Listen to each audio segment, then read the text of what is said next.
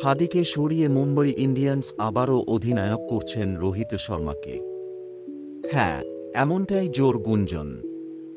কিন্তু ঠিক কিসের ভিত্তিতে এই গুঞ্জন উঠে আসছে সমাজ মাধ্যমে? আসুন সেটাই বরং জানাই।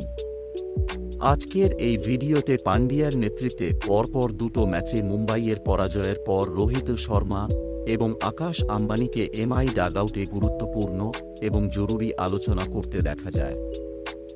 আর এই দৃশ্য ক্যামেরাবন্দি হতেই জল্পনা রীতিমতো তুঙ্গে। তবে কি বদল আসতে চলেছে মা ক্যাপ্টেন্সিতে? তবে কি আবারও এমআই ভক্তদের মুখে হাসি ফোটাতে দলকে জেতাতে অধিনায়কের ভূমিকায় মাঠে নামতে চলেছেন রোহিত শর্মা? গত 10 বছর ধরে মুম্বই ইন্ডিয়ান্সের অধিনায়ক ছিলেন হিটম্যান। তবে এই মরশুমের আগেই তাকে অধিনায়কত্ব থেকে সরিয়ে দেয় মুকেশ আম্বানির দল। আইপিএল 2024 এমআই-এ নতুন অধিনায়ক করা হয় হার্দিক পান্ডিয়াকে। আর এরপরই সর্বত্র সমালোচিত হতে থাকে মুম্বাই ইন্ডিয়ান্স, যার প্রভাব দেখা যায় সোশ্যাল মিডিয়াতেও। সমাজ মাধ্যম জুড়ে সর্বত্রই উঠে আসে একটাই কথা। সেই মনে নাই এই ঘোষণার পরবর্তী 24 ঘণ্টার মধ্যেই মাইকে আনফলো করে প্রায় 7 লক্ষ ভক্ত মুম্বাই ইন্ডিয়ান্স ইনস্টাগ্রাম অ্যাকাউন্টে ফলোয়ার হারায় প্রায় 1.5 লক্ষ। তাদের দাবি ছিল, রোহিত শর্মার সাথে বিশ্বাসঘাতকতা করল মুম্বই ইন্ডিয়ান্স, কারণ শেষ হবার পর হয়েছে এই ক্যাপ্টেন্সির বদল যখন চাইলেও আর কোনো প্লেয়ার দল পরিবর্তন করতে পারবেন না। হ্যাঁ, রোহিত শর্মাই তো সেই মানুষ যিনি নিজের নেতৃত্বে আইপিএলের এই 10 বছরের কেরিয়ারে একটা, দুটো নয় 5টা ট্রফি ভরেছে মুম্বাইয়ের ঝুলিতে। ভক্তদের কাছে আজও মুম্বাই ইন্ডিয়ান্স মানেই অধিনায়কের আসনে রোহিত শর্মা। মুম্বাই দলের এই সিদ্ধান্তে ভক্তরা যে যথেষ্ট অসন্তুষ্ট হয়েছে তাতে অন্তত কোনো সন্দেহ নেই। তবে বিষয়টা এখানেই থাকবে না।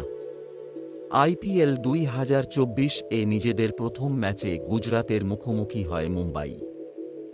আর সেই ম্যাচেই ফিল্ডিং করার সময় দলের প্রাক্তন অধিনায়ক একজন সিনিয়র প্লেয়ার রোহিত শর্মার প্রতি হার্দিক পান্ডিয়ার আচরণ দেখে রীতিমতো হতবাক হয়ে যান ক্রিকেট ভক্তরা।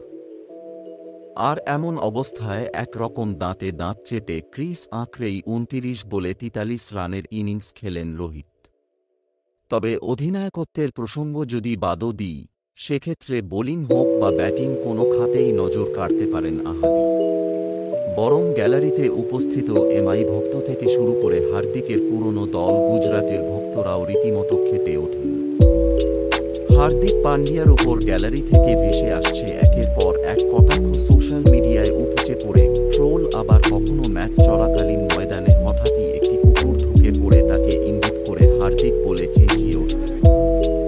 বলার অপেক্ষা রাখে না রোহিত শর্মাকে ক্যাপ্টেন্সি থেকে সরিয়ে দেওয়ায় ভক্তরা মর্মাহত।